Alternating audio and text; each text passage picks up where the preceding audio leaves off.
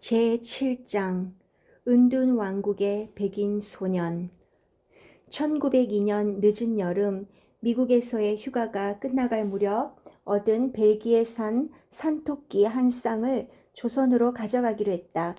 첫 번째 기항지인 영국의 런던으로 갈 때도 이 토끼를 데리고 갔다. 런던에 도착한 우리는 그 당시 있었던 영국의 에드워드 7세의 대관식 때문에 모든 기선들이 수주일 앞까지 다 예약되어 우리의 예약은 취소된 것을 알았다. 확실한 기약도 없이 아무 하는 일도 없이 결국 이곳에서 42일간을 체류해야 했다. 나는 런던에서의 생활이 재미있었으나 어머니는 안절부절하여 선편을 찾아 뛰어다녔다. 나는 하숙집에서 가까운 공원으로 토끼에게 뛰기 운동을 시키려 다녔다. 하루는 원숭이를 데리고 손풍금을 타는 사람과 마주치게 됐는데 순식간에 원숭이가 토끼를 공격했다. 내가 뛰어가서 토끼를 구했을 때는 이미 물리고 핥힌 뒤였다. 어느 날 어머니가 활짝 웃음을 띤 얼굴로 돌아왔다. 일본의 고베까지 가는 글렌 로건이라는 화물선의 선편을 예약했다는 것이다. 그 배는 흑해를 경유하지만 여기에서 여객선을 기다리는 것보다 더 빨리 조선에 갈 수 있을 거라고 믿었다. 우리 외의 다른 선객으로는 여성 해외 선교회의 의료 선교사로 서울에서 일할 닥터 메리 커틀러와 평양의 병원에 임명받은 간호원 마그리트 에드먼스 양이 있었다. 1903년 3월 우리의 예상과는 달리 길고 긴 반년 만에 항해를 끝내고 평양에 도착했다. 어머니는 의료일로 바빴다. 거기에다가 에디스 마그리트 기념 어린이 병동에 잇대어 여성 전용 병원을 지을 충분한 기부금을 받아왔으므로 건축 작업에 들어갔다. 본관은 2층 건물로 양철 지붕에 벽돌 굴뚝이 있는 기존 건물과 같은 구조였다. 그때까지만 해도 이런 서양식 건물은 평양 주민들에게는 구경거리였다. 많은 사람들이 서양 사람이 설계한 건물을 보려고 수마일을 걸어서 오기도 했다. 어떤 사람들은 훌륭하다고 칭찬했지만 또 다른 사람들은 조선식 기와를 얹은 완만한 곡선을 가진 한옥이 더 예술적이다고 했다. 사실은 그 말이 맞다. 조선식 기와 지붕은 양철 지붕보다 값이 더 비싸다. 또 기와를 바치려면 큰 나무 기둥이 필요하다. 2층 집으로 결정한 이유는 역시 경제적인 문제 때문이었다. 아무튼 새 건물은 깨끗했고 쓸모가 많았다. 병원의 시설을 늘리고 개선하는 데는 이러한 건축 방법이 크게 도움이 되었다. 새 건물의 이름도 전에 조감사가 지어준 광해의 여원을 그대로 썼다. 그 시절은 각국이 조선에 그들의 권력과 영향력을 심으려던 때였으므로 조선의 정치 기상은 긴장 상태에 있었다. 1904년 2월이 될 때까지 노일 전쟁이 일어날 것이라는 불길한 소문이 난무했다. 동학군이 다시 외국인들을 공격할지도 모른다는 소문도 있었다. 전에도 이런 소문이 사실로 판명된 일이 있었으므로 우리는 보급품과 물을 확보하고 모래주머니로 방책을 쌓았다. 사실상 병원 직원들은 무기와 탄약들을 공급받았으나 대부분 어떻게 사용하는지를 전혀 몰랐다. 1894년 동학군이 패배한 뒤 새로운 동학의 지도자로 손병희가 나타났다. 그는 많은 조선 청년들을 일본에 데려가 공부를 시켰다. 1904년 러시아와 일본의 관계가 험해지자 그는 조선의 동학 추종자들에게 진보회라는 정치 조직을 만들게 한 후 정부의 부패를 없애고 필요하면 민중의 힘을 규합하여 조선의 정치적인 독립의 길을 다지려고 계획하고 있었다. 그러나 손병희로부터 정치적인 임무를 수행하도록 임명받은 다른 지도자가 진보회를 일진회라고 하는 일본의 앞잡이로 이름난 단체에 팔아넘겼다. 이용구는 진보회를 유신회와 합하여 일진회를 만들었다. 역자. 이 소식에 접한 손병희는 분노를 참지 못해 종교를 정치로부터 분리시키겠다고 결심, 동학이라는 이름을 천도교라고 바꿨다. 그는 조선으로 돌아와 교육과 훈련을 통해 조선의 독립을 얻고자 30개 이상의 학교를 세우고 100개소 이상의 전도소를 만들었다. 이 천도교는 후일 기독교 단체와 연합하여 조선의 독립을 쟁취하는 데 공헌했다. 그러나 1904년도에 우리는 아직 동학과 친하지 못했으므로 그들의 공격에 대비해야 했다. 우리 집은 앞이 훤히 트인 언덕 위에 있었다. 누가 쳐들어오는지를 지켜보기에 아주 좋은 위치였다. 내 임무는 망을 보고 있다가 공격군을 발견하면 낮에는 깃발을 올리고 밤에는 램프를 켜놓은 곳에서 홍색의 길을 올리는 것이었다. 노블씨 가족이 이 신호를 받는 즉시 우리들은 더 튼튼하게 만들어둔 요새로 피신하게 계획되어 있었다. 첫날은 아무런 움직임도 없었다. 그 다음날 우리는 왜 동학군이 나타나지 않았는지를 알게 되었다. 망원경으로 멀리에 까만 가는 선이 이쪽으로 접근하는 것을 볼 수 있었는데 일본군의 선봉대임이 밝혀졌다. 일본 공병들은 강을 건널 수 있게 부교를 가설하기 시작했고 평양에 살고 있었던 얼마 되지 않는 일인들은 우리 집 가까이 있는 성벽에 갈라진 틈을 보수하느라 바빴다. 러시아의 코사크 병들은 바로 평양의 북쪽에 나타났다. 이들은 수염을 짙게 길렀고 날쌘 기마를 타고 있는 몸집이 큰 병사들이라고 했다. 주민들은 때를 지어 피난을 떠나고 있었다. 모든 상점들은 문을 닫았다. 우리들은 넉넉하게 일용품들을 준비했던 것이 얼마나 다행이었던가. 일본인들은 백인 선교사들을 러시아군들과 식별하려고 빨간색, 흰색, 푸른색의 작은 배지를 발급했다. 옷 속에 감추고 있다가 필요한 때만 내보이면 되었다. 그날 아침까지도 전투가 벌어질 기미는 없었다. 나는 보통 때처럼 성 밖에 있는 학교로 갔다. 수업이 끝나고 와보니 일본군들이 성문을 지키고 있었다. 거친 목소리로 군인이 나를 붙잡았지만 나는 떨지 않고 자랑스럽게 배지를 보였다. 그러나 그 군인은 이 배지에 대해 알지 못해 나를 러시아의 스파이로 생각했다. 그들은 조선어나 영어를 몰랐다. 약간 수상쩍다는 혐의만으로 이미 몇 사람이 스파이로 간주되어 총살을 당하기도 했다. 나는 내 자신이 위험한 곤경에 빠진 것을 알았다.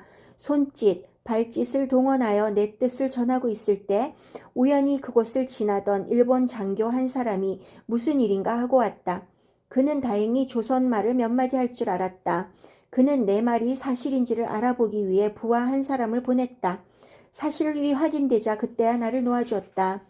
이번 전투는 평양의 북쪽에서 벌어졌지만 평양과는 가까운 거리였다. 우리는 일본군들이 전사자들을 강둑으로 운반하여 화장하는 것을 보았다. 수백의 시체들을 쌓아놓고 불태우는 광경은 어린 소년인 내게는 몸서리 쳐지는 잔혹함의 현장이었다. 불길이 타오르자 시체들은 뒤틀거리고 꼬부라졌으며 어떤 시체들은 살아있는 사람처럼 벌떡 일어나 앉기도 했다. 전쟁이 끝난 후 나는 결정적인 전투가 있었던 203고지라는 곳에 가보았다. 러시아군이 언덕을 수비하느라 판 넓고 깊은 또랑이 있었는데 일본군은 이 또랑을 건너기 위해 지연병을 뽑아 이 도랑을 채우고 이들의 등을 밟고 도랑을 건너 승리했다는 것이다. 나는 기념으로 파편을 주워왔다. 내가 조선으로 돌아올 때 사온 칠면조들이 새끼를 낳아 그 수가 불어났다. 한 번은 러시아군과 싸우고 돌아오던 일본군들이 이 기묘한 새를 구경하느라 멈춰섰다. 그때 두 마리의 칠면조가 군복에 대한 감정이 좋지 않았든지 대담하게 공격을 했다. 군인들은 황급히 줄헬랑을 쳤다. 칠면조들은 내가 전에 성문에서 일본군에게 곤욕을 당한 안갚음을 해준 모양이다. 전쟁은 일본의 승리로 끝났다. 1905년 9월 5일 루즈벨트 대통령의 중재로 미국의 뉴햄프셔에서 평화조약이 체결되었다. 러시아는 조선에서의 우선권을 일본에 양도했다. 그해 11월 17일 이 조약에 따라 일본은 조선의 외교권을 장악, 조선은 공식적으로 일본의 보호국이 되었다. 이 조약 후 1907년 7월 19일 조선 황제는 그의 아들에게 왕위를 물려주었지만 즉위한 새 황제는 1910년 8월 22일 조선이 일본에 정식으로 합병될 때까지 이름뿐인 황제로서 존재했다. 선교사들은 전쟁의 긴박감에서 벗어나자 머리를 식힐 필요를 느꼈다. 어머니는 평양을 지나는 강을 따라 배를 타고 상류로 여행을 떠나기로 했다. 조선의 배는 길이가 길고 밑바닥이 납작하여 수심이 낮은 데도 갈 수 있다. 주로 오지에서 도시로 쌀을 운반하는 데 사용된다. 우리는 한 척의 배를 준비하여 배 위에 기거할 수 있는 집을 지었다. 짚을 엮어서 지붕을 만들고 벽과 문도 거적으로 칸을 막는 식으로 만들었다.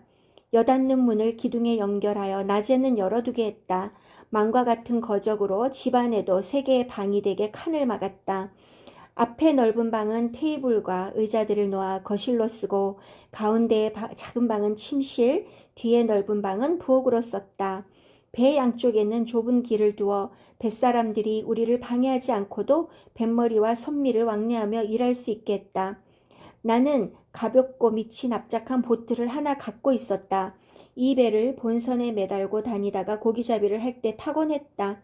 선원으로는 긴 노와 같이 생긴 키를 잡는 선장격인 사람, 긴 장대로 땅을 짚어 배를 움직이게 하는 사람 둘, 한 사람은 뱃머리 쪽에서 한 사람은 선미 쪽에서 강둑에서 배를 끌고 걸어가는 사람 셋으로 구성되었다. 3사람은 배가 하류로 내려갈 때는 노젓는 일을 한다. 배가 상류로 올라가는 속도는 어찌나 느렸는지 선원들이 배를 움직이고 있는지 의심스러울 지경이었다. 나는 참다 못해 깡뚝에 내려서 그들과 함께 배를 끌었더니 모두들 어이가 없다는 듯 재미있게 웃었다. 그러나 나의 그런 행동이 그들의 사기를 돋우는 데 도움이 된 것은 틀림없어 보였다. 배가 상류로 올라가자 더욱 높은 산들이 나타나면서 절경을 이루고 있었다. 다른 선교사들도 우리와 비슷한 배를 타고 함께 출발했는데 분기점에서 헤어졌다. 우리는 분기점에서 동쪽의 경치가 아직 사람들의 손이 미치지 않은 듯 원시적인 아름다움을 지닌 데다 배가 들어갈 수 있을 정도의 큼직한 동굴들이 있어 그쪽을 탐험하기로 했다. 이 동굴은 대낮인데도 시원했다. 나는 아름다운 석순과 종유석이 있는 이 동굴의 탐험을 즐겼다. 한 번은 벌려진 바위 틈 속으로 미끄러져 떨어질 뻔하기도 했다. 동굴을 지나 강변의 아름다운 모래사장에서 수영을 즐기기도 했다. 모래사장에 도착한 우리는 물고기가 많을 것 같아서 낚시를 해보기로 했다. 조선에서는 낚싯밥을 쓰지 않고 고기를 잡는다. 상류에서 구더기를 한 줌 뿌린 후 급히 배를 저어 하류로 내려와서 기다린다. 구더기들이 꿈틀거리면서 강물 위에 떠올라 천천히 떠내려오면 물고기들이 이것을 쫓아온다. 그때 고기잡이는 그물을 던지거나 낚싯대를 이용하여 물고기들을 떠올린다. 너무나 쉬워서 사실상 스포츠라고 볼 수는 없다. 이 지역에서 내가 잡은 생선은 거의 장어였다. 맛이 좋아서 실컷 먹었는데도 많이 남을 정도였다. 그 당시는 냉장고가 나오기 전이었으므로 저장 방법으로 나의 작은 보트에 물을 담고 그 속에 넣어두기로 했다. 그날 밤 소나기가 몹시 쏟아졌다. 아침에 일어나 보니 장어들은 보트에 젖은 뱃전을 타고 넘어 모두 도망치고 없었다.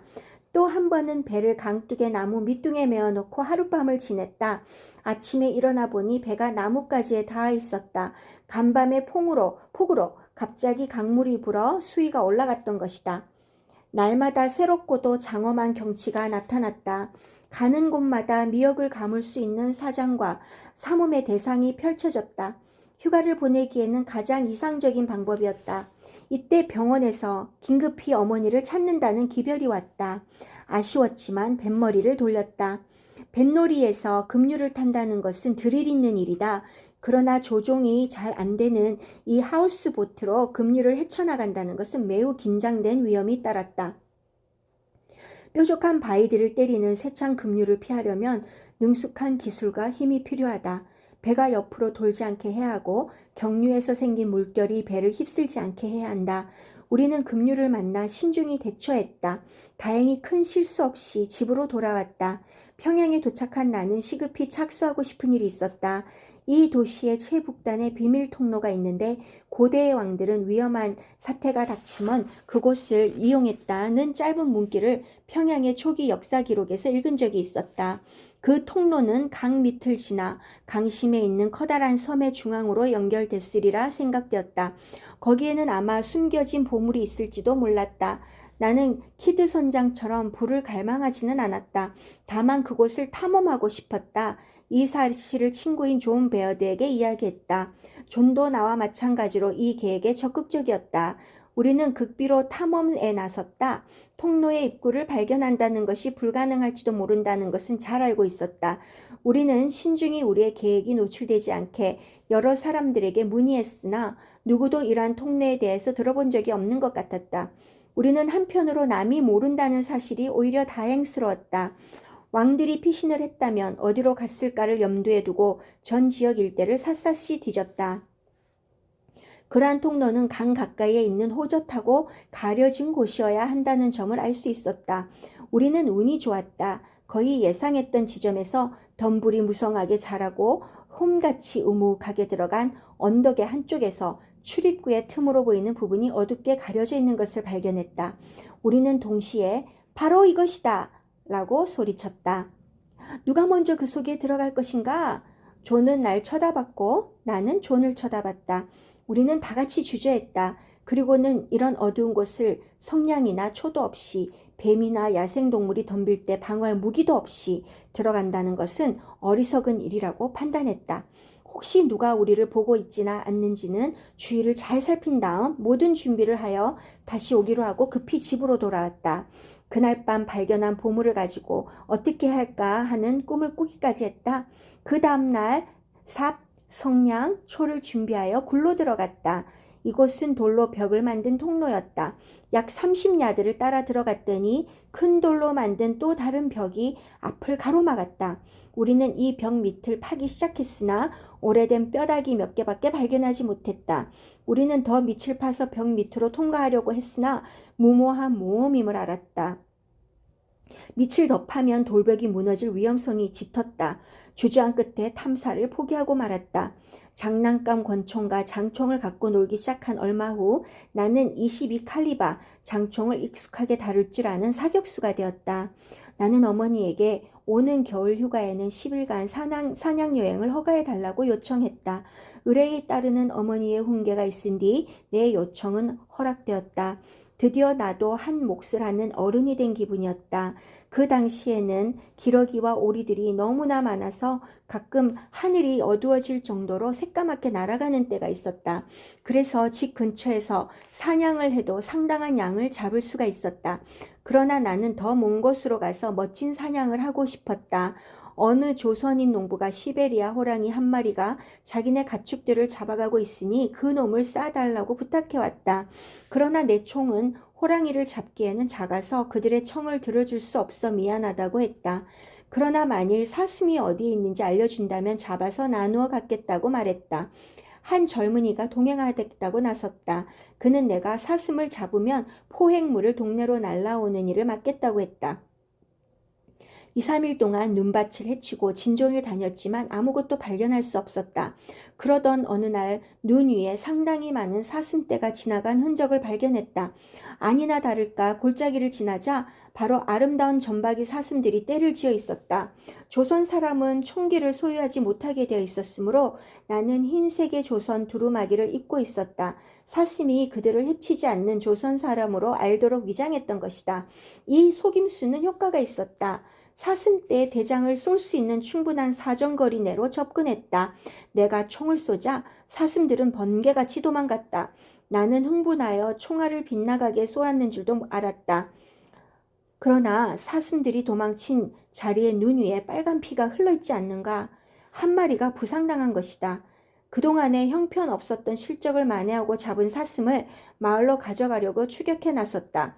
우리는 곧 부상당한 사슴을 발견했다. 내가 다시 총을 쏘려는 순간 동행한 조선 청년이 쏘지 말라고 소리쳤다. 내 동생이 폐결핵에 걸렸는데 동네 의원이 살아있는 사슴의 피를 마시면 낫는다고 했소. 나는 그와 다툴 수 없었다. 부상당한 사슴의 슬픈 눈을 보면서 다시는 사슴을 잡지 않겠다고 맹세했다. 나는 이 결심을 지금까지 지켜왔다. 우리 집 마당에는 뽕나무가 상당히 많았다. 이 나무들을 볼 때마다 누에를 기르면 어떨까 하는 생각이 들었다. 내가 기른 누에의 꼬치에서 실을 뽑아 명주를 짜서 어머니의 옷감을 만들어 드리면 참 멋이 있을 것 같았다.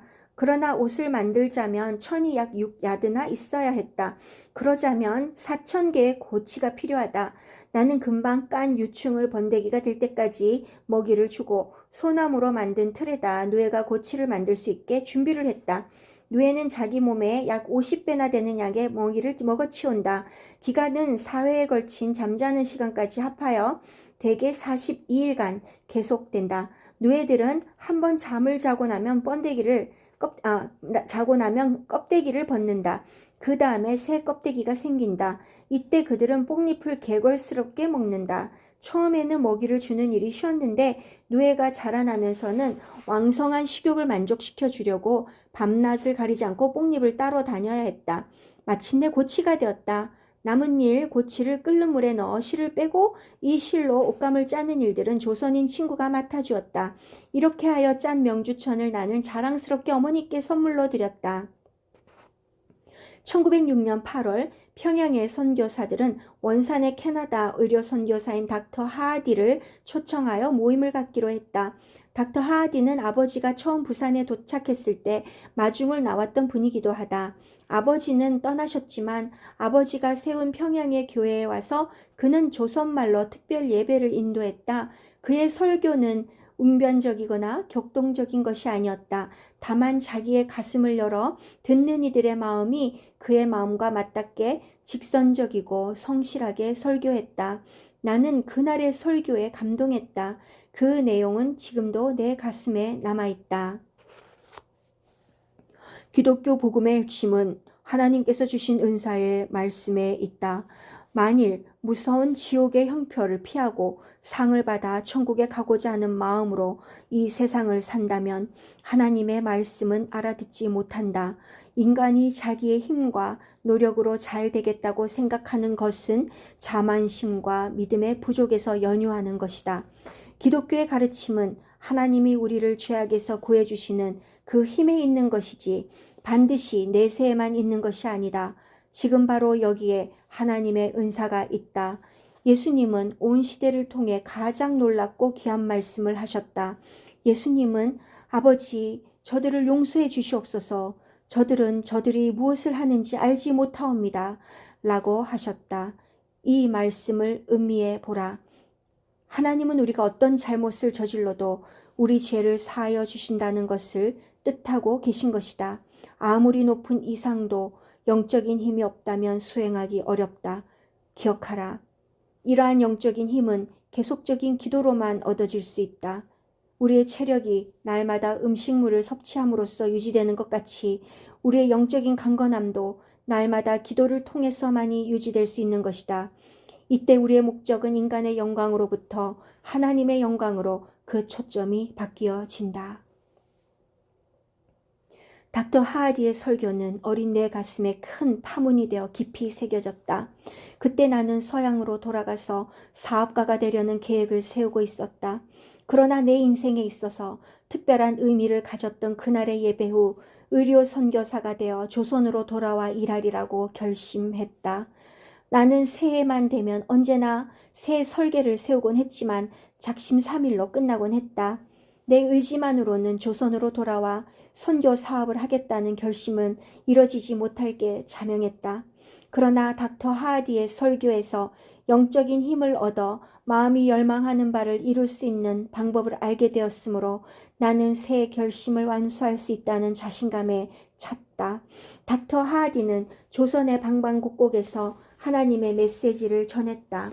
1907년 그는 조선의 대부흥을 일으켰다. 그 시기에 수천 명의 사람들이 하나님의 왕국으로 들어왔다. 은둔 왕국의 새 기독교 신자 가운데 한 백인 소년도 있었다. 그가 바로 나였다. 평양에서의 의료와 교육 사업은 계속 확장되었다. 미국 선교회 본부에서는 부정기적으로 대표를 파견하여 현지에서 필요로 하는 사항이 무엇인지 알아보고 유대를 강화토록 했다. 1906년 가을 스톤 씨가 이 같은 임무로 평양에 왔다. 어머니는 매우 기뻐했다. 전에 아버지가 뉴욕에서 일했을 때 스톤 씨 가족과 함께 살았던 일이 있었다. 아버지를 알고 있는 낯설지 않은 방문객에게 선교 사업의 내용을 보여주는 것은 어머니로서는 뜻깊은 일이었다. 스톤 씨가 평양을 떠나던 날 어머니는 기차 안에서 선교 활동에 대해 얘기하느라 열중한 탓에 기차가 떠날 시간인 것도 모르고 있었다.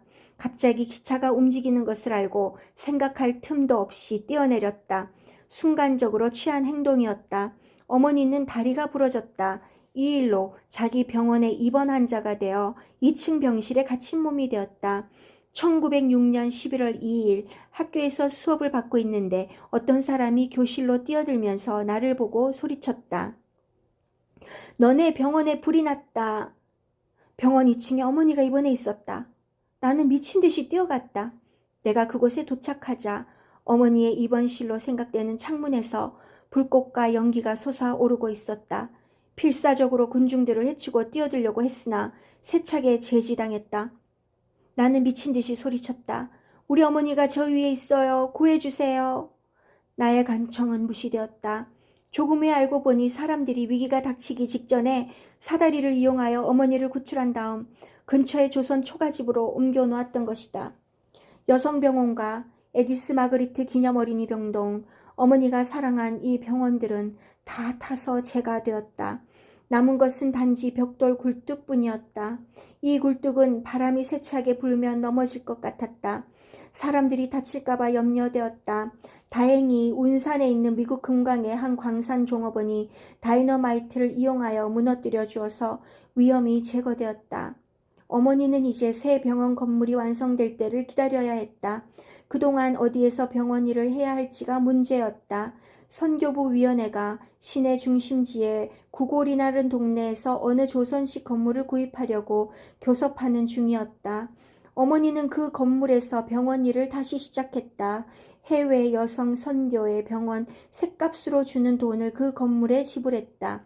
건물의 바닥은 진흙을 개어서 만들었고 창문은 종이로 바른 집이었다. 의료기구도 별로 없었다. 평양에 처음 의료 사업을 시작했던 때를 생각나게 하는 생활이 다시 시작된 것이다.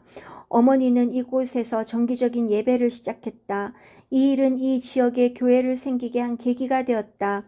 이 교회는 그 후 교회의 창설자인 어머니를 기억하며 매년 크리스마스가 되면 병원용 유니폼을 만드는 데 써달라고 손으로 짠 천을 보내왔다. 화재의 쓰라림을 경험한 어머니는 새 건물은 벽돌과 화강암으로 짓기로 했다. 장소도 홀 기념병원의 길 건너편에 있는 아버지와 어머니가 평양에서 처음 의료봉사를 시작했던 곳 가까이에 정했다. 주로 친구들의 노력으로 더 크고 좋은 건물을 지을 수 있는 자금이 마련되었다.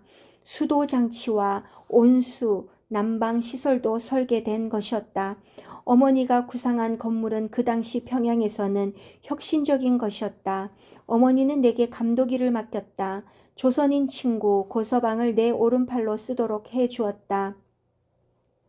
나의 첫 번째 임무는 목수들의 조장인 김씨를 서울로 데리고 가서 벽돌 건물이 어떻게 생겼는지를 보여주는 일이었다. 그는 벽돌 건물을 본 적이 없었다. 그 무렵까지만 해도 평양의 선교의 건물들은 모두 한옥과 비슷하게 지어져 있었다. 14살짜리 소년 감독이 이 임무는 내게 너무나 벅찬 것임을 느끼게 되었다. 김씨나 나 사이는 장님이 장님을 인도하는 격이었다. 그러나 역시 경험은 가장 좋은 선생이었다. 경험을 쌓아가면서 일한 결과 1908년에는 새 건물이 완성되었다. 다음 해에는 맹인학교가 커져서 기머거리와 벙어리들까지도 받아들여졌다. 평양의 외국인 학교는 그 당시 8학년밖에 없었다. 겨울이 되자 어머니는 나를 중국 제프의 영국 선교부에서 운영하는 고등학교에 진학시켰다. 그 학교에는 나중에 유명한 인물이 된 미국인 헨리 루스와 돈턴 와일더가 재학하고 있었다. 교율이 엄격해서 학교 생활은 즐겁지 않았다. 어머니는 한 학기가 지나자 나를 평양으로 데려와 집에서 시간이 허용하는 대로 개인 교수를 시켰다. 어머니는 2년 후 안식년 휴가로 미국에 갈 예정이었는데 그때 나를 매사추세츠에 있는 마운트 허몬 학교에 보낼 계획이었다. 나는 15살이 되었다. 어머니는 내게 경제적인 자립심을 길러주어야겠다고 느꼈다. 앞으로 계속 공부하기 위해서는 경제적인 자립을 해야 했기 때문이었다. 나는 그 전 해도 아르바이트를 시도했으나 실패했다. 러시아의 자연박물학자에게 나비와 곤충을 채집해주는 일거리를 맡았었는데 내가 보낸 표본들이 모스크바에 도착했을 때는 조선의 우기로 습도가 너무 높아 대부분이 곰팡이가 슬어 썩어버렸다. 운송 시간을 계산해 넣지 않았던 것이 실수였다. 어머니는 이 일을 거울 삼아 앞으로는 좀 더 계획을 철저히 세우고 돈을 현명하게 투자하기를 바랐다.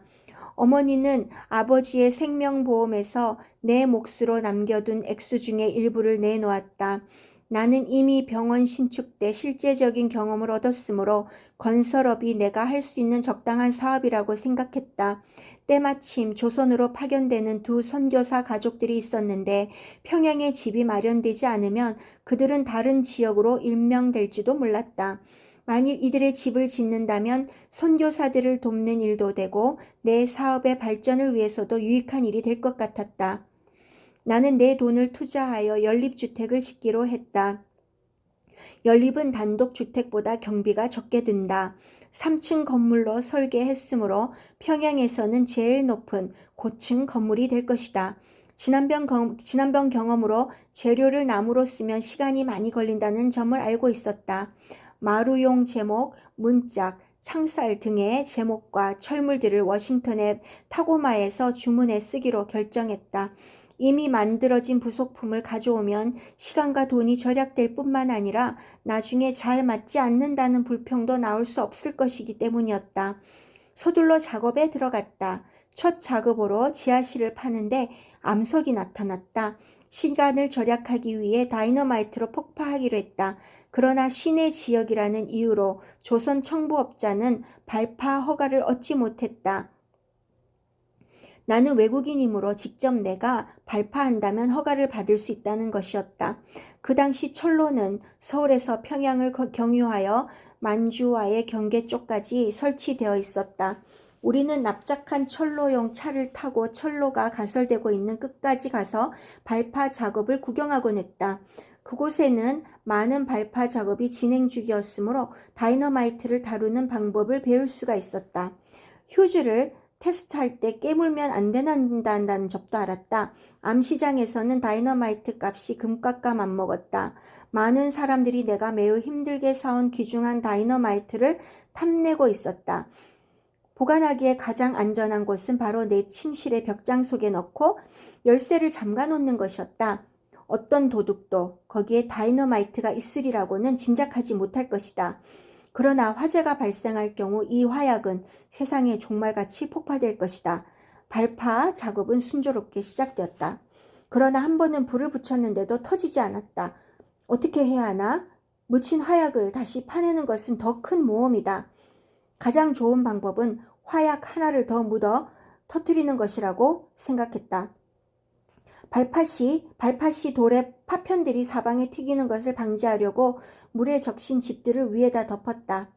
그러나 나는 두 개의 다이너마이트가 지닌 힘이 얼마나 무서운 것인지를 정확히 계산하지 못했다. 폭발은 마치 작은 화산이 터진 듯 솟아올랐다. 파편들이 멀리 넓게 퍼져날랐다. 놀란 사람들이 사방에서 몰려왔다. 하늘이 도와서 아무도 다치지는 않았지만 경찰은 그렇게 큰 소리가 나지 않게 하라고 경고했다. 이 발파 소리가 순진한 사람들을 공포에 떨게 했다. 나도 그들 못지않게 공포에 떨었음을 말해주고 싶을 정도였다. 이 집은 1909년 7월에 완공되었다. 6개월 동안 고생한 결과였다. 이제 두 선교사의 평양 임명이 가능해졌다. 동시에 나의 상급학교 진학비 마련에도 도움이 되었다. 1909년 5월 28일은 우리들의 의사로 불렸던 에스더 박에게 있어서 특별한 날이었다. 여성교육협회와 여성기획협회 공동으로 조선의 최초 대학 졸업 여성으로 문학사였던 미세스 하와 의사 에스더 킴 박에게 표창장을 주는 날이었다. 서울에서 거행된 이 식에 참석한 에스더는 금메달을 받았다. 에스더는 가슴이 뿌듯하고 자랑스러워했다. 그러나 그녀는 이러한 영광을 간직할 수 있는 날이 1년도 남아있지 못했다. 그때 에스더는 폐결핵에 걸려 투병 중이었는데 이미 병세가 악화되어 있었다. 나는 이 사실을 알고 가슴이 찢어지는 것 같았다. 그 당시 조선에는 폐결핵을 치료할 요양원과 같은 시설이라고는 하나도 없었다. 그녀는 지난 10년간 병원과 성경학교에서 봉사하다가 1910년 4월 13일 세상을 떠났다. 내게 있어서 에스더의 죽음은 큰 충격이었다. 이 세상에서 하나님의 사업에 봉사할 수 있는 가장 황금기의 인생을 맞고 있었던 에스더. 그녀를 이 세상에서 앗아갔고 그녀가 사랑한 수많은 동족들의 생명을 앗아간 병, 나는 이 병을 퇴치하는데 앞장서기로 결심했다. 나는 반드시 폐결핵 전문 의사가 되어 조선에 돌아올 것과 결핵요양원을 세우기로 굳게 맹세했다. 이 맹세를 실천하기 위해 4년 전 닥터 하디가 내 마음에 깊이 새겨준 말을 수없이 되새겼다. 높은 이상과 고상한 동기도 영적인 힘이 없다면 실천하기에 미흡하다. 제8장 시베리아 유럽 횡단 여행 계속됩니다.